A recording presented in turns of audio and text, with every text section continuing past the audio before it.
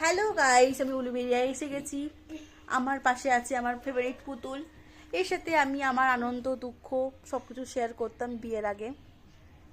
এটা আমার দাদাভাই আমাকে ক্লাস 9-এ দিয়েছে। আমি দখল করে নিয়েছি। ও এখন দখল করে নিয়েছে। এই সব কিছুই আমার দখল করেছে। মা, বাবা, বড় মা, জেঠু সবাইকে দখল করে নিয়েছে। আর বললে বলবে আসলের থেকে সুদ বেশি দামি। আমি আসল আর এ সুদ।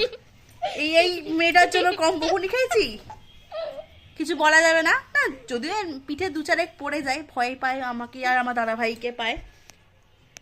এই পুচকু মেয়েটা এই নাকি আমার থেকে দামি।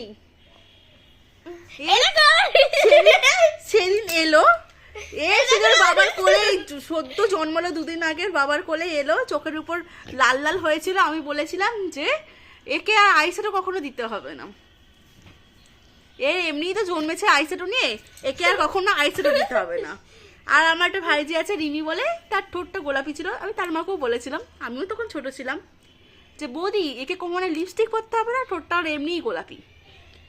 এই যে এই পুচকু মেয়েটা দুদিন আগে জন্মালো, বাবার কোলে এই ছোট্ট করে এলো, সে নাকি আমার থেকে এখন দামি হয়ে গেছে সব কিছু এখন। হ্যাঁ, আমাদের কোনো পাত্তা নেই এখানে। আমরা কে হ্যাঁ, সেটা কে?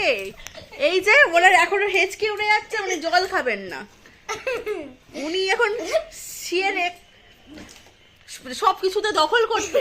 জল খা। এই যে এখানে আমার বৌদি আছে, আর এই যে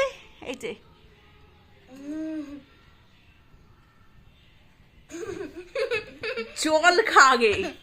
হ্যাঁ, জল খাওয়ার নাম নেই, আমার থেকে দামি হচ্ছে।